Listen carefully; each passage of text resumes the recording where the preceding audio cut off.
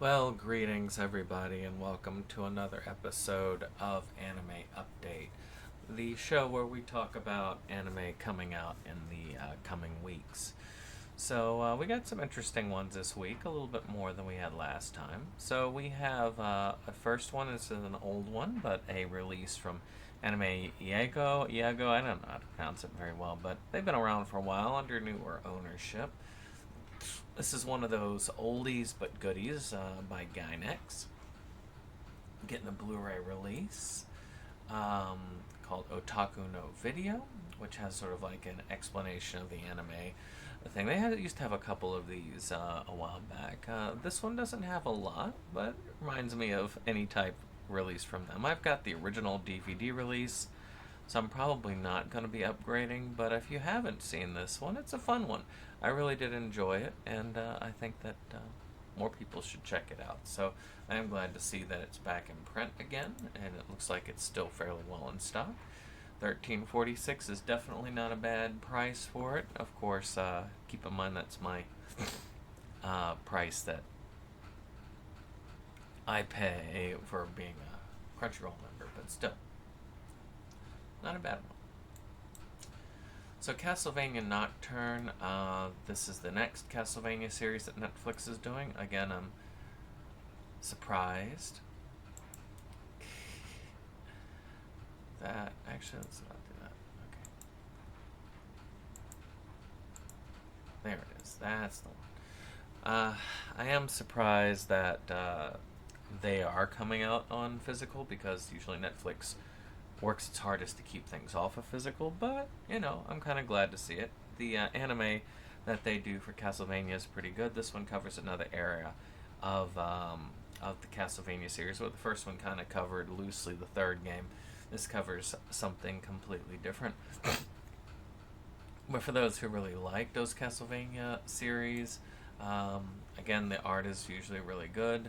The animation's usually really good. I think you've got yourself a winner here. 39 isn't terrible. Um, there are 8 episodes, so keep that in mind when it talks about your money and how far it goes. I can wait on this one a little bit, but it is on my wish list.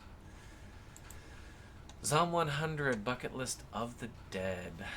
I am, as you can see, adding it to my wish list because I do want this. Right now, I can't really afford it at the moment, but there's 12 episodes. I'm glad they finally got released. Viz is putting it out. They ran out of money for a little bit, but they did manage to push it through. I don't know if we're going to get a second season, but this one encapsulates pretty well. So if it ends here, that's fine. I think that they did an amazing job with it. I think that they kept it up very well. There's a lot of fun characters. This, to me, it's not super horror. It's more of a comedic take on uh,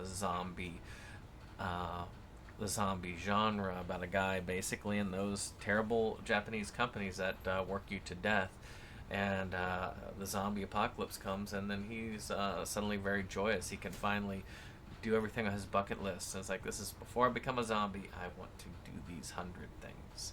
So I'm kind of glad to see that. He's got a nice cast of people with him.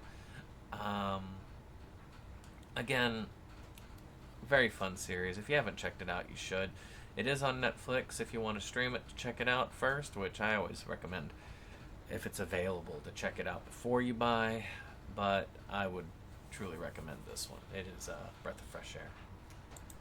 So, a classic returns to print, which is Ouran High School Host Club.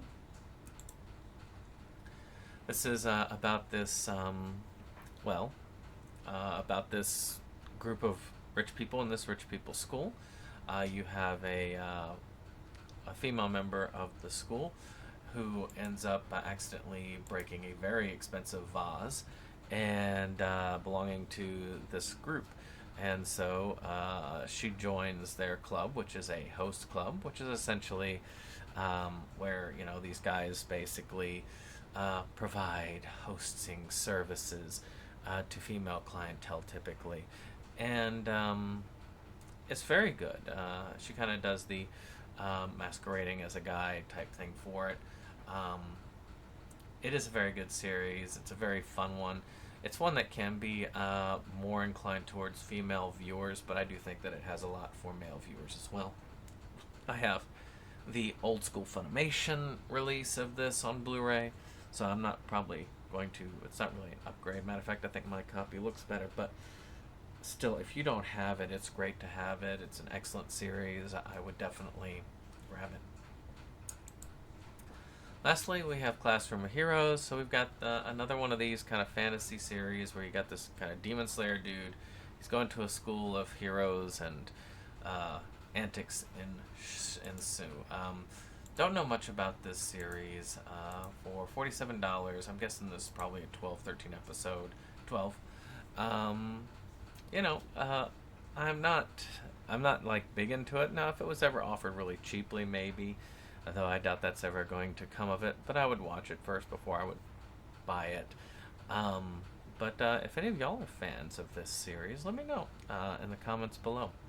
Well, that's it for the week of, let's see here, the 8th of October, 2024.